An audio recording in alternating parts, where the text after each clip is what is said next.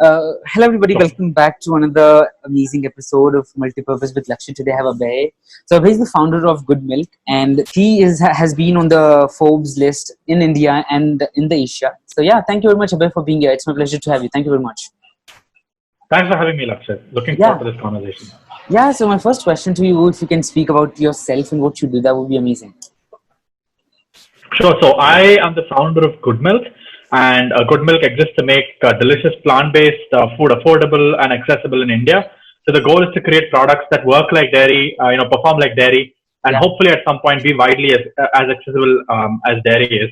We started out with dairy, but of course the world is a big place, and we eventually, of course, the goal is to replace as many animals from the supply chain as possible with more compassionate sources of food and yeah, so that's our mission, and that's what we set out to do. and what was the idea? Like, if you can speak better, if you can speak about Good Milk, what was the reason to start, and what was the story? How did you start, and how did you go? Get into journey of being a vegan. So, yeah. Sure. So I guess I could start with my journey of being vegan because that's about 10 years ago. And about 9.5 years ago, actually about 10 years ago, my parents turned vegan on their wedding anniversary, and we were always vegetarian. So it wasn't that much of a stretch for us to be vegan, but my parents really didn't know what happened in the dairy industry, and when they did their research, they found out that wow, I mean, we didn't know that it was as cruel, and we decided we didn't want to be part of that. Supply chain and sort of fund it, because as a consumer, you have power to vote with your money, and we didn't want to vote for the dairy industry with our money. So we decided to go vegan and not consume any animal products. That was my parents at first, and then my sister and I went vegan about 6 months later for New Year's. This was 2011, January 1st. So we've been vegan ever since, and I did a bunch of animal rights activism when I was younger, and as I continue to do it, a bunch of people would come to me and say, "Hey, Abba, it's cool to ask everybody to be vegan, and we agree with it, kind of, but it's really expensive, and the alternatives aren't good." And that really got us thinking because it is a valid argument, right? We need to do our pitch to make the friction of accessing plant-based food as minimal as Yeah. possible, and that currently not many companies were doing that at that point. So we decided we would want to do something there, and that's how Good Milk started. Okay. And what has been the response by the people? What were your difficulties before getting into being a wonderful company today? What was the failures before, and what were the tough situations, and what were the problems occurred in the journey? I think most of the problems that came about were really from a lack of my own understanding of business. I don't have a business background. My family, they're mostly academicians and artists, and it was a bit of a stretch for me to learn all these things from scratch. Although of course, absolutely grateful for the journey and the lessons that came with it. But I think the biggest challenge, and it maybe less so lately, but more so in the beginning, was that I just didn't know how to do any of this. Yeah. And but also it is as simple as going out there and doing it. What I've realized about entrepreneurship and startups in general is there are no right answers for a vast majority of situations, right? You only find out the correct answer by doing it. Okay. If your user responds better and if you have an uptick in revenue, boom, you've got the right answer. Or Yeah. what could be the version of a right answer? And if it doesn't work, you fail. So especially with a space like this where we are creating unprecedented products, and we are creating distribution in ways that are unprecedented to this space. I think everything that we do every day is sort of new in some sense because Yeah. we have to figure these things out from scratch because the existing players in the market haven't figured these things out. They Yeah. have a very different business model. They use distributors. They do primary retail. We were the first. I think we're one of the first companies, not the first company to really pioneer subscriptions in the space, and really and we're still figuring it out, right? So there are things that other entrepreneurs know right now that I wish I knew, and sort of apply those lessons here. And yeah, it's a journey of figuring it out, and I think we're sort of on track to eventually having these answers, although we don't have them today. Okay, wonderful. And who were like what was the idea of spreading veganism? What was it to spread the idea of veganism? Was the idea to start Good Milk, or was it to make the food more accessible, the vegan food more accessible into a lesser price? What was the the reason to start Good Meal? I mean, I think it all goes back to removing animals from the supply chain and making the world a kinder place, right? So, I mean, if that is the foundation, then you start with, okay, how do I make the world a kinder place for animals? Then you obviously look at food and then say, oh, damn, like so many animals are now killed. Now, where do I go from there, right? So it's sort of like my analogy of this is this, right? So, your computer runs on binary code, it's zeros and ones. Yeah. But when you're using Google Chrome or any browser, you don't need to know that it runs. You don't need to consciously think of the binary code that powers it. Although you need to, I think, have the understanding that without it, none of this would work anyway. So for me, it's going as deep as understanding that there's kindness and there's this deep-needed root for compassion in our world today. And then the next level may be that, okay, now what do we do here? We can look at cosmetics, we can look at food, we can look at animal testing, and realizing, oh, food has a big footprint here. And then looking at India specifically and realizing that dairy has a big footprint in India. And then figuring out that there are existing players in the market, but they don't have really good products that behave like dairy. And I think these products are great in terms of what they're positioned to be, which is energy drinks or health drinks or drinks that give you protein, etc. But they're not effectively designed to replace dairy in terms of taste, texture, performance, and so on. And then understanding that another big barrier to entry is price. So consumers wouldn't want to switch because of price. They wouldn't want to switch because of accessibility. And sort of there's this whole level of understanding that comes with going from the basics, but we don't have to talk about that all the time. I think most people are fully aware of why we're doing what we're doing. And we talk about animal cruelty quite a lot. I mean, we don't shy away from talking about our desire to end animal agriculture. But that said, I think our specific problem that we're solving is the problem around supply of great plant-based products that people can use to switch without friction. And the rest is sort of implied per se, although I think consumers in all spectrum, in all the walks of the journey need to be educated throughout. But I mean, as a company, this is a specific problem we're solving, although there is a broader sort of structure to understanding that. Yeah. And how did you build trust in your customers? What was how did they how this like really your company started? What was the starting phase of the company, and how did it become being in one of the Forbes list in India and Asia? What was the whole story behind that thing? I think if I can think of one word, it is just being true to our customer. There's no magic formula to build trust, right? So, it is also not about not making mistakes, because we've made plenty of mistakes, and we've had customers who've been with us, who paid us money to buy product that wasn't good, to a point where they now pay money to buy products that are good. And soon, hopefully, they're going to pay money to buy products that are outstandingly close to dairy. So, it is just to honestly be authentic with your customer throughout the journey. When we've failed, we've owned it. We've owned it on public forums. We don't hide it. We don't, So I think your customer needs to be as involved. And this is more of a business need for us too, right? Because we want consumers to help us create these products, because we don't always know the answer. It's arrogant to assume that you, as the founder of the company, know what your consumers want. It is up to you to launch something, figure out the feedback, have your customers be very involved in co-creating that product with you, and eventually when you launch it, you will find that your product is closer to where you want it to be, and you need to approach this from a place of non-arrogance, and I think that helps us build trust, because most companies today in the food space, at least, they operate from an understanding of, okay, we know what the consumer wants, and that is to an extent true with us when we're launching new products. Right now, as of now, we don't, if it's an existing flavor of a product, we sometimes tend to lean in and say, well, this flavor is going to do better with consumers. Of course, we don't test these things with consumers from day one, but the larger things, like, for example, some of the more groundbreaking products that we're working on, I think it's very important to be involved with the consumer from day one.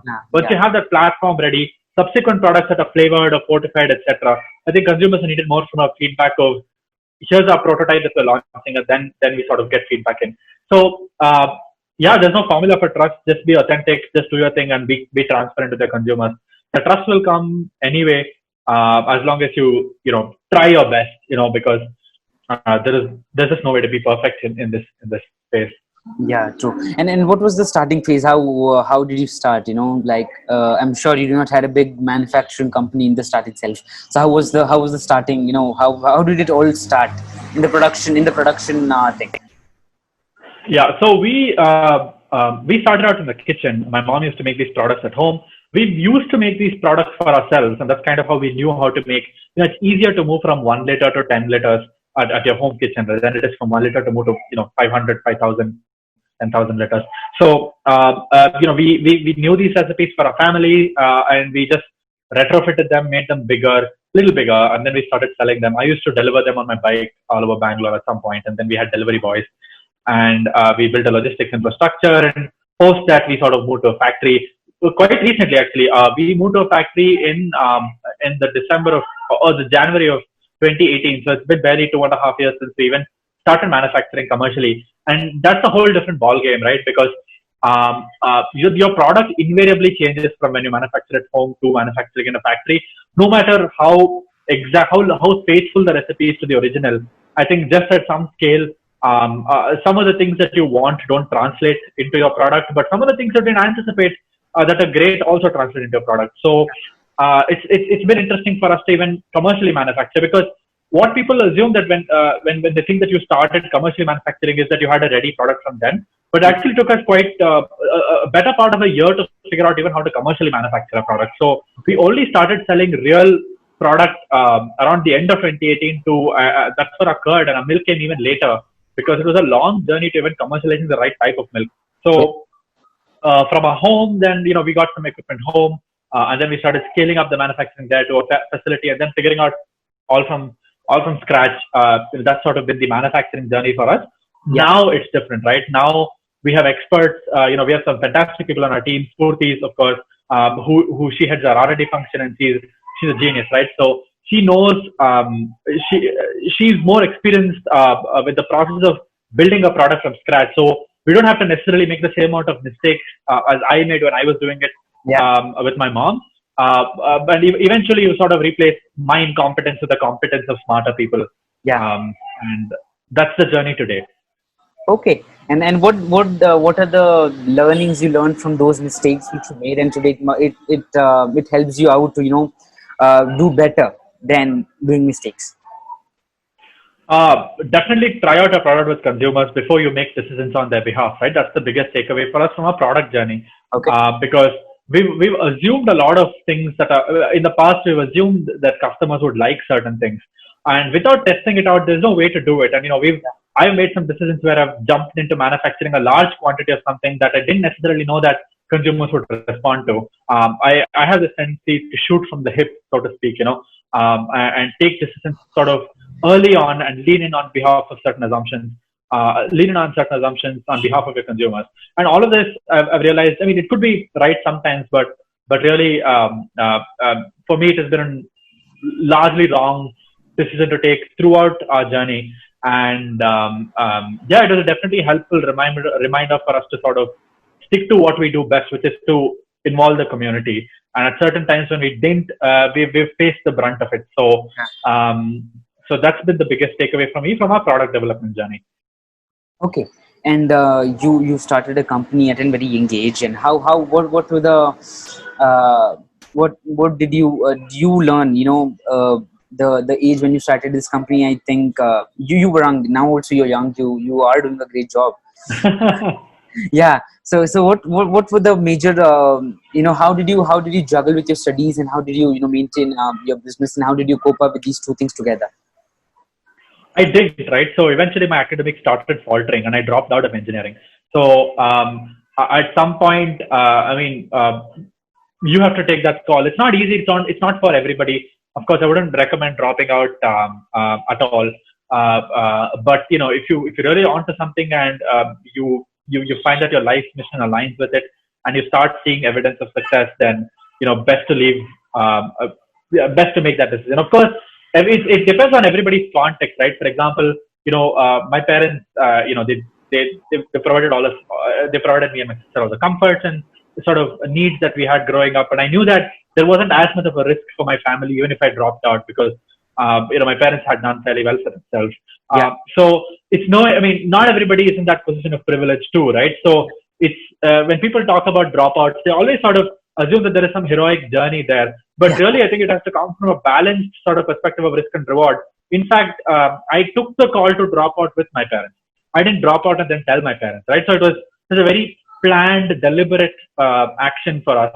And I think it's important to sort of keep your parents involved in the loop. Not all of them will understand, of course, but I've been lucky in the sense that I have a really supportive family, and it's important to take these decisions together, and it makes me feel less alone in facing the consequences of it. I mean, because it could have gone horribly wrong, and I don't know, it still could. You never know what life throws at you, right? And I think it's just important to, while you accept that responsibility, it's important that you share these burdens with your family, with your support group. And I'm very lucky that this is my parents and friends. But really, I mean, I'm grateful for my parents and everything that they've done. Okay. Yeah. So it also almost brings it in. And I have last 5 questions for you. So what was the best advice you received from someone? Or best advice? That's I don't deal with absolutes at all. So best advice is really hard. Um, I can't distill it into one sentence, but really, if I can give my own single takeaway from all of this, really, is to build products for your community and with your community. Okay. And the rest is going to automatically fall into line if you're a reasonable person, right? You don't have to be the most skilled at everything. Just stick to the basics of building a good product that your users want. Ask them, and then take it from there. Okay. And what has been the worst advice you ever received? The worst. I think all advice that deal with absolutes tend to be bad advice. It's usually if someone says, screw college, drop out for everybody that they meet, then it's wrong advice, because context matters. Not a lot of people are in the position to drop out from college because they have families to support via their education. Not a lot of people with the same risk tolerance. And it is conversely also wrong advice to say stay at college, because a lot of people, the current higher education system isn't for them.